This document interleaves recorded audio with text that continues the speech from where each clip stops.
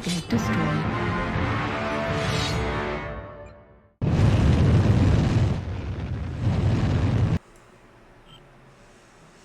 Hello Mechwarriors. Today I'm doing a review of the Cat P, which could be the B or the Prime or any other number really, honestly. It's one of the reasons I pick Cats so much for a play, is because they are omnipod mechs, and that means that you can do a lot of different things with them. You can make this a ballistic build, an energy build, a torture build, or you can make this into a ECM, ATM cat like this guy, and that's what this guy is. I took the P because I don't know exactly what happened. I think I bought this guy years ago and I used it for a particular purpose. I didn't want to go buy another B just to buy another B. Now, is there a difference between the P made into a B? Probably. But honestly, I really can't tell the difference, honestly. And I drive these guys quite a bit. So, I mean, is there something on the skills tree or the quirks? Yeah, probably. But there is, actually, but it doesn't matter to me because I still have amazing matches either way. So this particular build takes advantage of what essentially is the B model build. You get 2 energy points, 2 missile points, you get ECM, and of course the mech already has things built in that makes it amazing, which is mask for going a little bit quicker for a little bit, and also jump jets, which is really nice.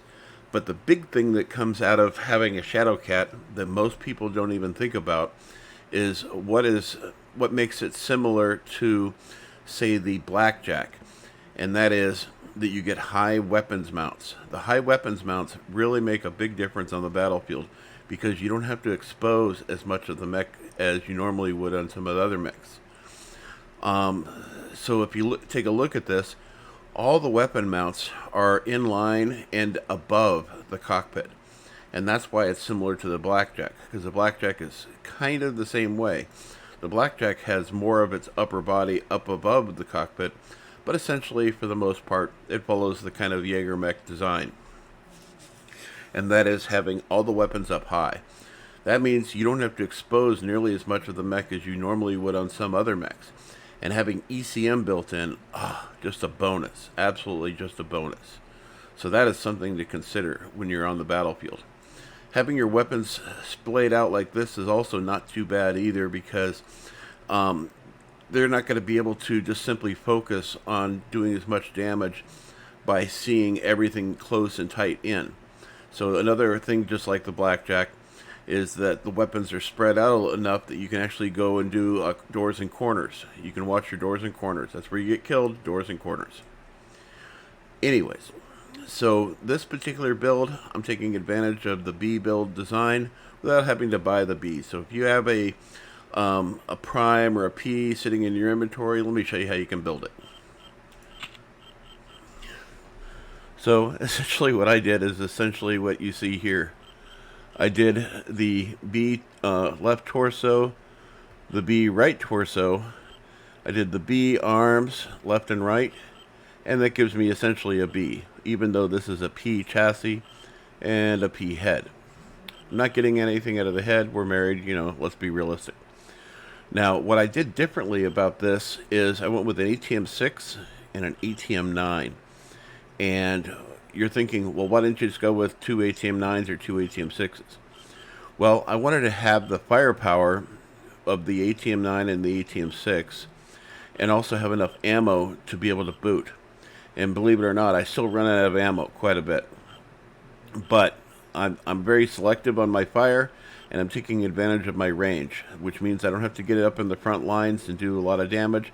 But you'll see coming up in the match at Emerald Vale that I still am very tanky, and I'm not sitting in the background just sniping people at distance. I'm actually getting into the fight and doing some serious damage. Speaking of damage, this is one of the very few mechs that I run where I have 4 armor in the rear. Though I am running this mech really, really strong, I have a tendency to kind of forget that there's other things around me. And I don't want that to become a big problem. People will always go for the center torso from the rear whenever they get the opportunity. So I'm running 3, 4, and 3. And I'm running essentially as much armor as I possibly can based on this particular build. Maxed out all the way across. So there's no armor being left on the, in the shop that isn't being used. So I've got max armor on the legs, max armor on the arms, and everywhere else. So let's take a look at this. So why am I running this? Well, take a look. I fire both of these simultaneously, and they both go out, and they do their damage all the way out at maximum range, or at the minimum range. They do. This one does 15 damage, and the other one over here, I believe, does 22. Yeah, 22 damage. What happens, though, is this has a cooldown of 5 seconds regular without any cooldown features, and this one has a cooldown of 4 seconds. So I'll fire both of these, and then in 4 seconds, this one will fire again, and then this one will fire again, and it creates a chain event. And that goes on for probably about 3 volleys, and then they catch up to each other just slightly. So that means I can, I'm chain firing my weapons even if I didn't initially intend it. And I do take advantage of that, and I love it. I've tried this with ATM-6s, and it just doesn't do as much damage. So I'm taking advantage of having an ATM-9 and ATM-6 this way. I also have Clan ECM on board. Absolutely a must. You have mask and jump jets whether you want it or not. And I honestly love having it on this mech. This was the very first mech that I really learned to master and play with. I have a couple of different builds that I really love on this guy, but this is the one I typically run with nowadays. I have this one, and then on my B, I run that one with LRMs. So what are we getting out of this build? So we're getting a base armor of +8 here. We come over to here, we're getting +6. Is that 6? That's 8, yeah. Nothing in the head, we're married. When we come over here to this empty torso that doesn't have anything special about it except for the quirks, we're getting a cooldown of -7.5, a heat of -7.5, torso yaw speed of +10, and base armor +9. And then once again, when we come over here, we're getting base armor +8. Now when you come to the center torso, we're getting jump jet heat -20%, and base armor +8. I don't think we're getting anything on the legs. Just +8 on each one of the legs. So that is the build. Now what are we getting on the meat and potatoes side of things? We got a heat management of 1.27, which is really good. We have a speed of 97.2. By the way, that's unskilled, so I didn't do any skills to make it faster. And we have a firepower of 42, but we all know, if you know anything about ATMs, that I'm doing more damage than that. I am running 2 cool shots in a UAV, and that's just something I run on all my builds. We come over to the skills tree, and you'll see I'm maxed out on range, so I can get as far out as I possibly can, especially with those energy weapons. Heat management's really good, so I'm only going 8 nodes into the heat management. I got full velocity, full missile features, so additional ammo, tighter spread, and more chances of doing crit damage. Skeletal density, armor hardening, reinforced casing, all maxed out. 4 points into overheat damage, because it does get hot. Even at 1.27, it still gets hot. Speaking of heat, we have heat shielding here on the jump jet, just 1. Vent calibration, 2 points. 2 points into lift speed, and 3 points into shock absorbers. You will come down hard on this mech, and there's no quirks to protect you, so you might as well take advantage of it. Now, I was running 4 in my armor for the rear, but I still have seismic sensor. But the seismic sensor at this level here only gives you direct detection when they're really close. So they already know about you, and they're aware, and they're coming up on you. So that's what we're getting out of this. I went with full radar deprivation, but more importantly, I went with the ECM features, because this is just going to make you a little bit faster to lose the lock and protect you a little bit better. And as I mentioned before, I have 2 cool shots in a UAV. So this is the build, and I go with this paint scheme because I just kind of like it, honestly. You know, they're going to be able to detect you one way or another. I've got ECM, so I'm not too worried about being seen at a distance, but at close point, They're going to see you either way. Excuse me. I really love this mech. It's one of the very first mechs that I learned to master, and I've been very pleased with this build overall over the years. I do want to show...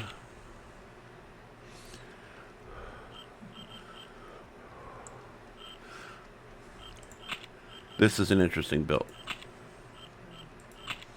I haven't run this in a while, but I do like this build quite a bit. You get 3 machine guns, clan active probe, targeting computer, you have ECM on board, and then 2 ER large lasers, and 3 double heat sinks. This build really does work. This is one of my favorite builds to run on this mech, by the way. But anyway, I hope you like the match coming up, and I hope to see you on the battlefield.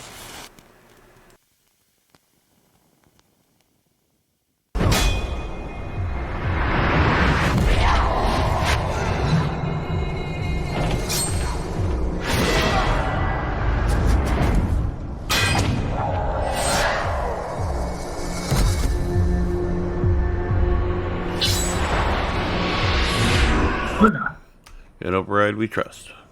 Reactor online. Sensors online. Weapons online. All systems.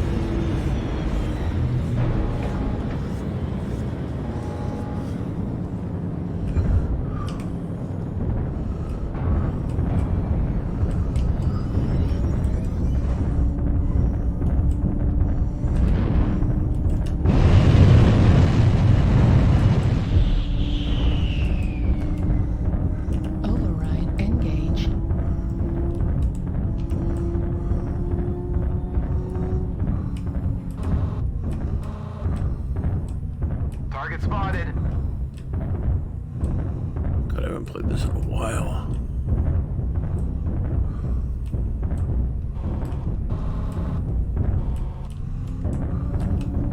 Target spotted. God, I haven't played this game in weeks.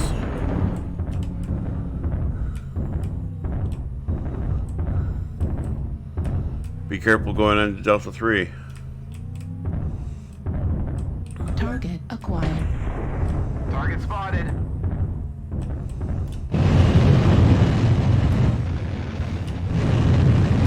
At 25%. Target spotted. Target spotted. Target spotted.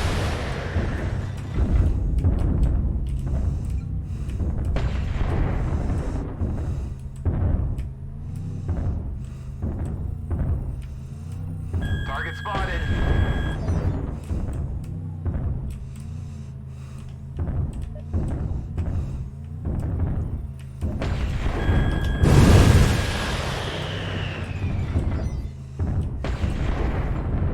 Target spotted.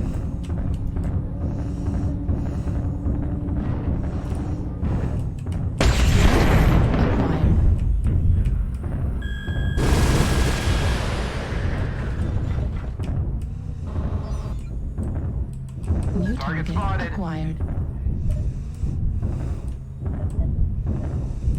They're starting to push across towards Echo 4.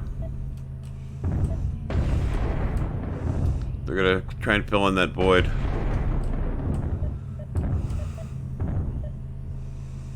Target New spotted. target acquired. Yeah, we got Indigo in Echo 4 moving towards Fox 4. Target spotted. He's not alone. New target acquired. Target spotted. Target spotted.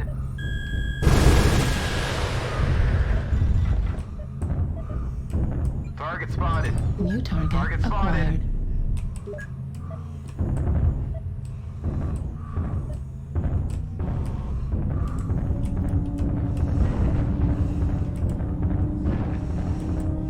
Target spotted. Target spotted.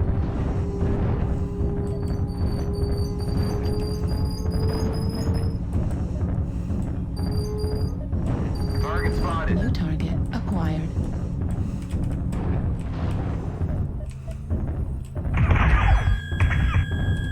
Boy, that guy's got a reach.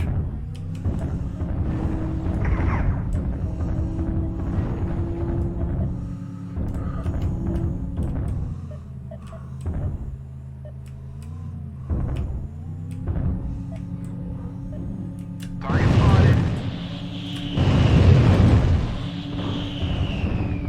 Nice kill. I don't think I've even touched anybody yet.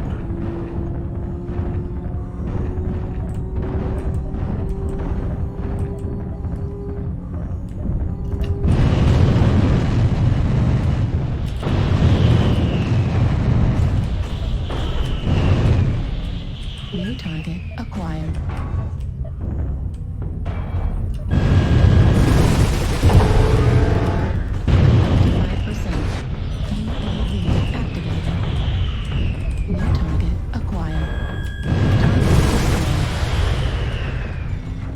Got an airstrike on you right there, boss. Indigo's left torso.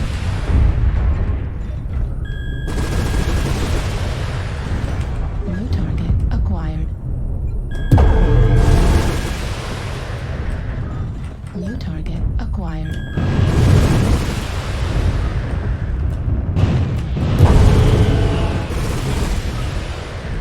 Indigo's a stick.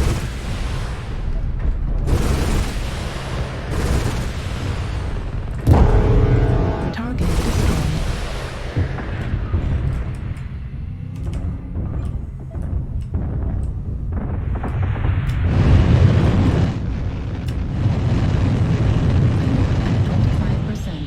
Fuel at 0%. Target spotted. Charlie's in the open. Copy.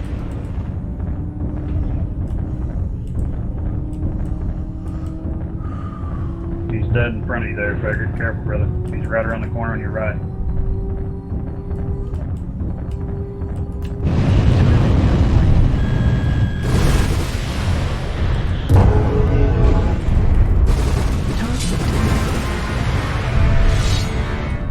New target acquired.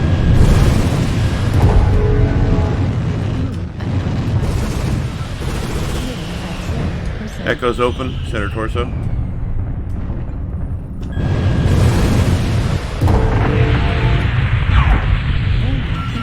Missile. Center torso critical Target damage. spotted. Left torso critical damage. Fuel at 0%.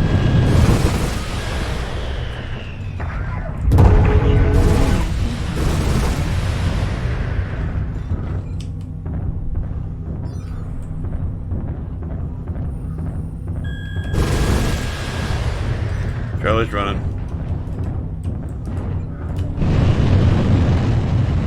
Target destroyed. Nice. Fuel at 25%. Fuel at 0%. That fucking Gus on top of the hill with PPCs, if we could look it down for a second. Yeah, Charlie 3. Target Yeah, Roger. acquired. H is about to. He just lost his leg. He's leg.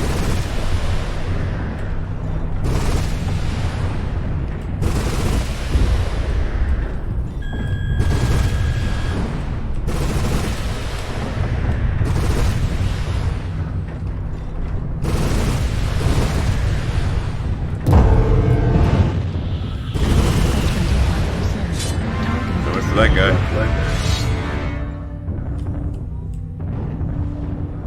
Target acquired. Box in the low ground. It's a stony.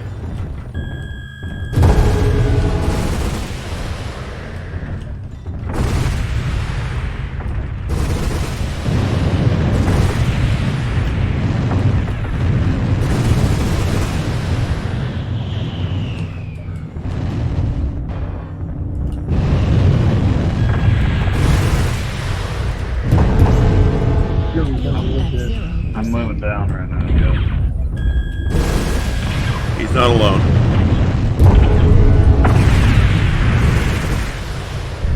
I think he just overheated. It's gonna take me about 15 seconds to get down there. He's down. New target acquired. 0%. At 25%. 0%. Warning, incoming missile.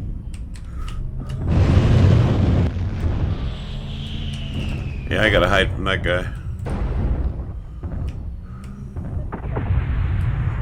That archer will take me out in one shot. At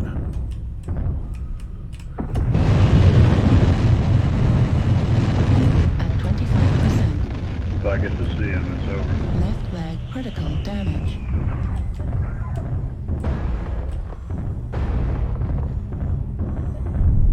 Target destroyed. Nice. Nice job, everyone.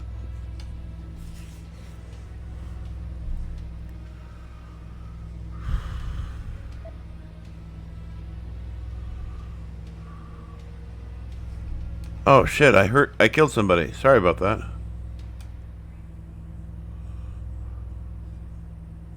I don't even remember doing it.